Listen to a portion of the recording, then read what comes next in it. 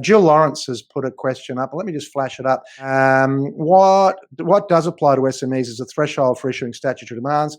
If that were to increase, how would it affect the flow of finance? I'm going to toss that to you, Louisa, to begin with. So let's think that through. The increase, what's the current threshold for statutory demands?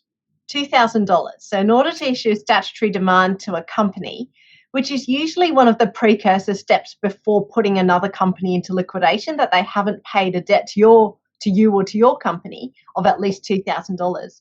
And there's talk of increasing it at the moment to $10,000, because what's happened in the bankruptcy system is that the bankruptcy notice, which in some ways is kind of like the equivalent of a statutory demand but for individuals, went from being $5,000.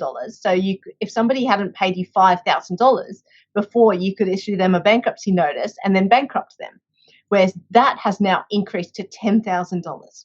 So if they owe you $5,000, $6,000, $7,000, you can't bankrupt them anymore. And as an example of the real flow and effect of this, I was talking with a lawyer who works in the strata levy collection space. And he was saying there's all these people who haven't paid their strata levies. It's gotten to the stage where we might need to consider bankruptcy. The threshold changed, and all of a sudden he's like, well, now we can't bankrupt a lot of them. So how do we go about collecting this money? Right. So there is a real flow and effect from raising a threshold level. So that's already happened in bankruptcy, but it hasn't happened with statutory demands yet.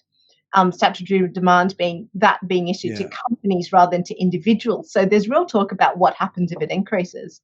Well, now I guess from Matt's point of view, though, he's trying to set finance, and the last thing he needs is he puts a deal into Macquarie Bank, and all of a sudden, one of Louisa's good friends has put a statutory demand notice on them. So I suppose from your point of view, Matt, you'd like a higher threshold, I suppose, to reduce the possibility of nuisance stat demands. Would that be a fair? Do they ever sort of stifle your ability to get a deal approved?